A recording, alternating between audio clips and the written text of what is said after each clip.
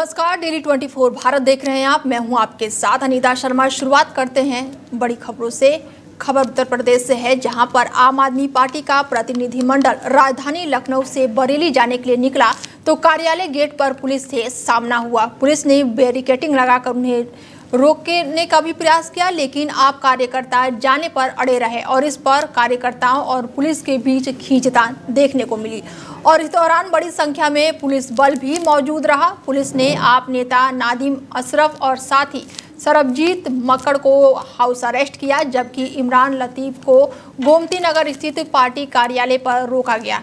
Party नेताओं और बरेली जाने की सूचना पर पुलिस प्रशासन पहले से ही सतर्क था। पार्टी कार्यालय पर सुबह से ही पुलिस तैनात हो गई और आप कार्यकर्ताओं को कार्यालय और घर में रोका गया। तो सांसद और यूपी प्रभारी संजय सिंह ने एक्स पर पोस्ट करते हुए सरकार को घेरा। उन्होंने लिखा कि ना कोई आदेश है, ना कोई कानून। यूपी पुलिस मनमानी तरीके से लोकतांत्रिक ढंग से आवाज उठाना भी बंद कर रही है। बरेली के पीड़ितों से मिलने की भी इजाजत नहीं है और यह नफरत फैलाने और साथ ही गुंडागर्दी करने की खुली छूट है। गाजियाबाद में आम आदमी पार्टी की ओबीसी मोर्चे की प्रदेश अध्यक्ष छवि यादव को हाउस अरेस्ट कर लिया गया है। छवि यादव ने बरेली जाने की घोषणा की थी और देर रात महिला पुलिस के साथ 3 पुलिसकर्मी आप पार्टी की ओबीसी मोर्चा की प्रदेश अध्यक्ष के इंदिरापुरम आवास पर पहुंची और उन्हें हाउस अरेस्ट भी कर लिया गया। पुलिस द्वारा हाउस अरेस्ट करने पर छवि यादव ने एक वीडियो जारी कर प्रदेश सरकार की तानाशाही बताया और कहा कि अभी रात के 11 बजे हैं, मेरे आवास पर पुलिस के अधिकारी बैठे हैं। योगी जी से मेरा सवाल है कि जितनी तत्परता से हमें बरेली जाने से रोका जा रहा है, हमें बार बार परेशान किया जा रहा है। योगी और मोदी जी से इतना ही कहूंगी कि तानाशाही का अंत जरूरी है। बिजनौर में एक मासूम बच्ची का साथ अपहरण कर दुष्कर्म करने वाले आरोपी को पुलिस ने मुठभेड़ के बाद गिरफ्तार कर लिया। जानकारी के मुताबिक आरोपी ने पुलिस टीम पर फायरिंग कर दी। जवाबी कार्रवाई में पुलिस ने आरोपी के पैर में गोली मार दी, जिससे वो गंभीर रूप से घायल हो गया। उसे इलाज के लिए अस्पताल में भर्ती कराया गया। पुलिस ने आरोपी के पास से एक तमंचा और कारतूस भी बरामद किया है। फिलहाल पुलिस पूरे मामले की जाँच पड़ताल में जुटी हुई है। देखिए, कल दिनांक 5 अक्टूबर 2025 को थाना नजीबाबाद में एक बच्ची को उसके घर से उठाकर ले जाना तथा उसके साथ गलत काम किए जाने के संबंध में तहरीरी सूचना प्राप्त हुई थी। इस सूचना पर तत्काल सुसंगत धाराओं में अभियोग पंजीकृत करते हुए अभियुक्त की गिरफ्तारी हेतु टीमें गठित की गई थी। आज शाम को अभियुक्त को गिरफ्तार कर लिया गया था तथा उससे पूछताछ की गई। विवेचनात्मक साक्ष्य संकलन के क्रम में उसके निशानदेही पर कुछ वस्तुओं को बरामद करने हेतु अन्य स्थान पर ले जाया गया था, जहाँ पर उसके द्वारा पूर्व से छिपा कर रखे गए कट्टे से पुलिस टीम पर जान से मारने की नीयत से फायर किया गया। पुलिस टीम के द्वारा भी आत्मरक्षार्थ उसके ऊपर फायर किया गया, जिससे उसके पैर में गोली लगी हुई, जिसे तत्काल चिकित्सीय उपचार हेतु भिजवाया गया है। अन्य विवेचनात्मक कार्रवाई इस संबंध में की जा रही है। कोई भी अन्य महत्वपूर्ण तथ्य प्राप्त होता है उसको अलग से अवगत कराया जाएगा। देखिए, कल दिनांक 5 अक्टूबर 2025 को थाना नजीबाबाद में एक बच्ची को उसके घर से उठाकर ले जाना तथा उसके साथ गलत काम किए जाने के संबंध में तहरीरी सूचना प्राप्त हुई थी। इस सूचना पर तत्काल सुसंगत धाराओं में अभियोग पंजीकृत करते हुए अभियुक्त की गिरफ्तारी हेतु टीमें गठित की गई थी। आज शाम को खबरों में आगे बढ़ते हैं और खबर यूपी के एटा से है, जहां पर पुलिस और एसओजी टीम की बड़ी कार्रवाई देखने को मिली है। पुलिस ने गांव के जंगलों में चल रही अवैध असला फैक्ट्री का भंडाफोड़ किया है और मौके से पुलिस ने 5 बने तमंचे, 2 अधबने तमंचे और भारी मात्रा में कारतूस और तमंचे बनाने के उपकरण भी बरामद किए हैं। और इस बड़ी कार्रवाई में 2 शातिर अपराधियों को गिरफ्तार किया गया है, जो पहले भी कई आपराधिक वारदातों में शामिल रह चुके हैं। देखिए, मामला थाना क्षेत्र जैथरा परौली का है।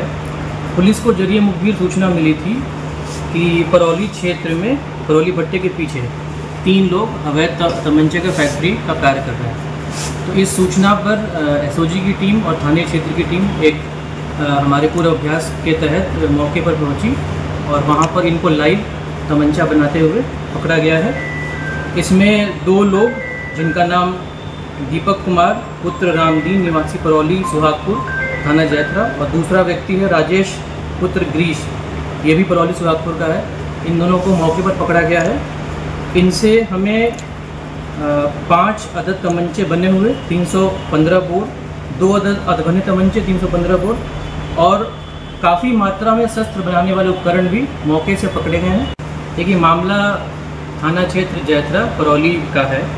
पुलिस को जरिए मुखबिर सूचना मिली थी कि परौली क्षेत्र में परौली भट्टे के पीछे 3 यूपी के मुख्यमंत्री योगी आदित्यनाथ के निर्देश पर चल रहे मिशन शक्ति अभियान के तहत गोंडा जनपद में पुलिस ने संघ चेकिंग अभियान चलाया। पुलिस महानिरीक्षक ने खुद ही नेतृत्व करते हुए सालपुरा बाजार में एंटी रोमियो स्क्वाड के साथ बड़ी कार्रवाई की और इस दौरान स्टंटबाजों, ब्लैक फिल्म और हूटर और साथ ही मॉडिफाई लाइसेंसर वाहन चालकों और साथ ही वाहनों के खिलाफ बड़ी कार्रवाई देखने को मिली। बाजार कोतवाली देहात क्षेत्र अंतर्गत एंटी रोमियो स्क्वाड की टीम के साथ सादे वस्त्रों में आज यहाँ पर चेकिंग की गई है, क्योंकि एक व्यस्त मार्केट एरिया है जहाँ पर काफ़ी मूवमेंट होता है और इस समय त्यौहार का मौसम है तो बाजार खरीदारी ये सब चल रहा है। तो इसी नाते जो है वाहन चेकिंग के साथ साथ एंटी रोमियो स्क्वाड के साथ चौदह मंचलों, आवारा तत्वों, गाड़ियों में हूटर, सायरन और काली फिल्म, इन सभी की चेकिंग आज यहाँ पर के अंतर्गत।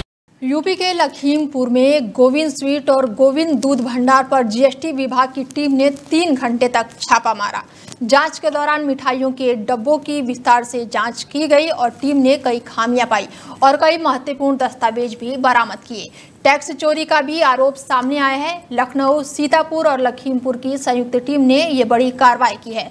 गोविंद डेयरी के मालिक ने बताया है कि छापेमारी करने वाले अधिकारियों का पता उन्हें नहीं चला, लेकिन उन्होंने कई खामियां और साथ ही दस्तावेज भी बरामद किए। उन्होंने बताया कि टैक्स जमा नहीं था, लेकिन अब उसे जमा कराया जाएगा। यूपी के चंदौली में उस समय हड़कंप मच गया जब एक तेज रफ्तार गाड़ी पिकअप अनियंत्रित होकर नहर में जा गिरी।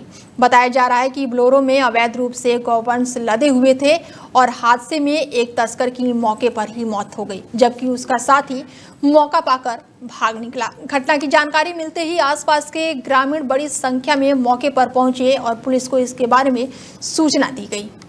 फर्रुखाबाद से जयपुर जा रही एक महिला से दबंग ससुरालजनों ने बस के अंदर ही मारपीट कर दी। महिला ने 20 दिन पहले डिलीवरी की थी। दबंगों ने उसे स्लीपर बस से खींचकर पीटा, जिससे 20 दिन के बच्चे को भी गंभीर चोटें आई हैं। महिला ने ससुरालियों और साथ ही ननद पर मारपीट का गंभीर आरोप लगाते हुए थाने में तहरीर दी है, लेकिन थाना अध्यक्ष पर तहरीर न लेने और थाने से भागने का आरोप भी लगाया गया है। फर्रुखाबाद में मिशन शक्ति अभियान के तहत एक अनूठी पहल देखने को मिली है, जहां पर कक्षा 12 की छात्रा शैलजा पाठक को एक दिन के लिए सीएमओ बनाया गया।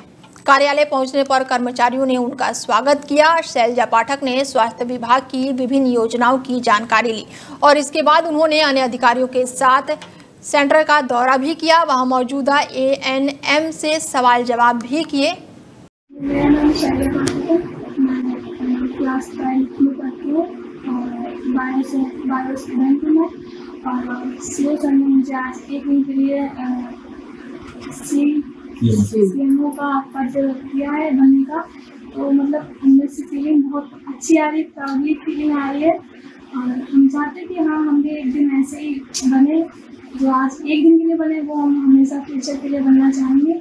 मेरा नाम शैलजा पाठक है, मैं गाजियाबाद में तेज रफ्तार का कहर देखने को मिला है। तेज रफ्तार ट्रक ने 2 बाइक सवार युवकों को रौंद दिया और ट्रक चालक मौके से फरार हो गया।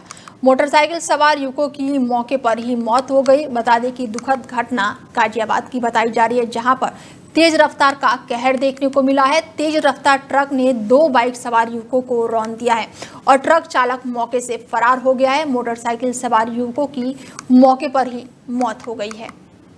हाँ, यहाँ पर एक्सीडेंट हुआ, क्या हुआ था? दोनों यहाँ से रोड पार कर रहे थे। ठीक है। सोच रहे थे हम पार कर लेंगे, हाँ, लेकिन पार हो नहीं पाया, ट्रक के ब्रेक नहीं। तो ट्रक ड्राइवर यहाँ रुका हुआ है, फरार हो गया था? भैया ट्रक रुका था, जब तो रुका हुआ था, जब पकड़ा हुआ था, लेकिन बाद में पता नहीं चला हटाने के चक्कर में। कितने लोग थे बाइक के ऊपर? 2। हाँ, यहाँ पर एक्सीडेंट हुआ, क्या हुआ? मानवता और कर्तव्य का अद्भुत उदाहरण पेश करते हुए लखीमपुर के थाना खीरी के थानाध्यक्ष ने खीरी पुलिस का सिर गर्व से ऊंचा कर दिया। गश्त के दौरान नहर के पास एक युवती को डूबते देख उन्होंने बिना किसी देर के अपने सिपाही के साथ नहर में ही छलांग लगा दी। काफी मशक्कत के बाद दोनों ने युवती को सकुशल बाहर निकाल लिया और इसके बाद उसे तत्काल स्थानीय अस्पताल भेजा गया, जहां उसका उपचार चल रहा है। थाना अध्यक्ष और सिपाही के इस साहसिक कदम की क्षेत्र में जमकर सराहना की जा रही है। रायबरेली में एक बेसिक शिक्षा विभाग के एक कंपोजिट विद्यालय की घोर लापरवाही सामने आई है, जहां पर छुट्टी के समय एक मासूम छात्र क्लासरूम में सोता रहा और शिक्षक स्कूल बंद करके रवाना हो गए। बाद में छात्र की नींद खुली तो पीछे की तरफ खिड़की के पास जाकर मासूम रोने लगा। छात्र के रोने की आवाज सुनकर ग्रामीण वहां पहुंचे और परिजनों को इसकी सूचना दी। परिजनों की सूचना पर पहुंची पुलिस ने मासूम को सकुशल परिजनों के हवाले कर दिया। BSA के मामले में 2 दिवसीय सदस्य टीम गठित कर जांच के आदेश भी अब इस मामले में दिए गए हैं। फिलहाल छात्र सकुशल अपने परिवार के साथ घर लौट गया है। यूपी के मुरादाबाद में शातिर चैन स्नैचर और उनके साथियों को पुलिस टीम के साथ बड़ी मुठभेड़ हुई है। पुलिस ने चेकिंग के दौरान रोकने की कोशिश की, लेकिन वो भागने लगे। भागते वक्त पुलिस से मुठभेड़ हुई है, जिसके बाद से बदमाश गंभीर रूप से घायल हो गया और जिसके बाद से पुलिस ने उन्हें हिरासत में ले लिया। उसके 2 साथी फरार बताए जा रहे हैं। घायल हमीद को अस्पताल में भर्ती कराया गया है। पूछताछ में हमीद ने 6 सितंबर को मानसरोवर कॉलोनी में हुई चैन स्नैचिंग की घटना में अपनी भागीदारी कबूल की है। मुरादाबाद पुलिस का लंगड़ा ऑपरेशन लगातार जारी है। शोभित ठाकुर हत्याकांड के 2 आरोपियों से पुलिस की मुठभेड़ हो गई है। शोभित ठाकुर बजरंग दल का नेता बताया जा रहा है, तो वहीं जवाबी फायरिंग में दोनों बदमाश गंभीर रूप से घायल हो गए हैं। SP सिटी रणविजय सिंह ने इस बारे में पूरी जानकारी दी है। यूपी के बिजनौर में पुरानी रंजिश को लेकर मारपीट का मामला सामने आया है। कई दबंगों ने युवक से मारपीट की। युवक को लात घूंसों से जमकर पीटा गया है। मारपीट में युवक गंभीर रूप से घायल हो गया है। मारपीट का वीडियो इन दिनों सोशल मीडिया पर तेजी से वायरल हो रहा है और अब पुलिस पूरे मामले की जांच पड़ताल में जुटी हुई है। फिलहाल ये वीडियो इन दिनों चर्चा का विषय भी बना हुआ है। यूपी के लखीमपुर खीरी से एक बड़ी खबर सामने आई है, जहां पर किसानों ने अपनी फसल का उचित मूल्य न मिलने पर जोरदार प्रदर्शन किया है। किसानों का कहना है कि सरकार द्वारा तय समर्थन मूल्य केवल कागजों पर है, जबकि बाजार में उन्हें उससे काफी कम दाम मिल रहे हैं। कई क्षेत्रों में किसान एकजुट होकर जिला मुख्यालय पहुंचे। किसानों ने प्रशासन से मांग की कि सरकार तय मूल्य पर ही उसकी फसलों की खरीद सुनिश्चित करे। किसानों ने कहा है कि हमने इतनी बरसात और बाढ़ में हमने मेहनत से फसल उगाई है, लेकिन मंडियों में व्यापारी हमें सरकारी रेट से बहुत ही कम मूल्य देकर हमारी फसल खरीद रहे हैं। ऐसे में हम कैसे अपना गुजारा करें। प्रदेश के साथ ही प्रदर्शन के साथ किसानों ने ज्ञापन सौंपते हुए चेतावनी दी है कि यदि जल्द ही उनकी मांगें पूरी नहीं की गई तो वो बड़े पैमाने पर आंदोलन करेंगे। फिलहाल प्रशासन ने किसानों की समस्याओं को सरकार तक पहुंचाने का आश्वासन दिया है। रुपए में बेचना पड़ा, मानक के तहत नहीं आ रहा है। इनका जो मानक है कह रहे हैं मॉइस्चर जो 17% होना चाहिए। इस समय बरसात का मौसम है, धान गीला है। किसान इनके यहाँ बेचने जाएंगे तो इनके पास 1 तारीख से मंडियाँ चालू हो चुकी है, लेकिन मंडियों में इनके पास ना बारदाना है, ना बोरा है, किसी भी चीज़ की इनके पास व्यवस्था नहीं है। तो किसान जो धान काट रहा है वो कहाँ लेके जाएगा? मिलर्स के पास लेके जाएगा। और मिलर्स कहते हैं कि आप हमें धान दे दीजिए, अगर आप हमें इंतखाब देते हैं, ज़मीन के कागज देते हैं, तो वही हम 100 रुपया बढ़ा के आपको दे देंगे। 100 रुपये। यूपी के लखीमपुर खीरी में महिलाओं और बालिकाओं को सुरक्षित सशक्तिकरण और साथ ही आत्मनिर्भरता के लिए चलाए जा रहे मिशन शक्ति अभियान के अंतर्गत एक और महत्वपूर्ण पहल की गई है। पुलिस अधीक्षक के निर्देश में मेला मैदान चौराहे के पास मिशन शक्ति सेल्फी पॉइंट का उद्घाटन किया गया और इस सेल्फी पॉइंट का उद्देश्य महिलाओं को आत्मरक्षा, उनके कानूनी अधिकारों और सरकारी योजनाओं के प्रति जागरूक करना है। और ये पहल महिलाओं को आत्मविश्वास के साथ ही आगे बढ़ने की प्रेरणा भी देती है। मिशन शक्ति सेल्फी पॉइंट सिर्फ एक चित्र स्थल नहीं, बल्कि एक महिला के लिए संदेश भी है, नारी सम्मान भी है और राष्ट्र का अभिमान भी है। मुजफ्फरनगर में पुलिस ने एक ऐसे शख्स को गिरफ्तार किया है जो सार्वजनिक स्थान पर स्थित सरकारी संपत्तियों पर विवादित लेख लिखने का काम कर रहा था, जिसकी सूचना पर हिंदू विहीन के कार्यकर्ताओं ने मौके पर पहुंचकर जब उसका विरोध किया तो पुलिस ने भी तुरंत मौके पर पहुंचकर व्यक्ति को हिरासत में ले लिया। और इस मामले को लेकर पुलिस का जहां पर कहना है कि आरोपी व्यक्तिगत दिमाग से थोड़ा कमजोर है, तो उसके द्वारा लिखा गया लेख भी सही तरह से समझ में नहीं आता है, लेकिन फिर भी पुलिस आरोपी पर कार्रवाई करते हुए उसका चालान करने की बात भी कह रही है। विवादित लेख में इस्लाम धर्म की कुछ जानकारी के साथ साथ इस्लाम धर्म कबूलने जैसी बातें लिखी गई है। ये भोपा थाना क्षेत्र अंतर्गत एक व्यक्ति है चांद मियां, ये कुछ मानसिक रूप से थोड़ा कमजोर है, तो इसके द्वारा पहले भी पूर्व में भी दीवारों पे कुछ लिखता रहता है, जिसे पढ़ के भी आप देखेंगे उसमें कुछ उसका सेंस नहीं निकलता, वो कुछ भी जो मन में आता है वो लिखता है उस तरह का। पहले भी हमने इसे सावधान करा, इसके परिवारों को अवगत कराया, तो अभी भी आज भी एक शिकायत प्राप्त हुई है जिसके संबंध में उचित वैधानिक कार्रवाई की जा रही है। ये भोपा थाना क्षेत्र अंतर्गत एक व्यक्ति है चांद मियां, ये कुछ मानसिक रूप से थोड़ा कमजोर है। फिलहाल बुलेटिन में मेरे साथ इतना ही, दीजिए इजाजत, नमस्कार।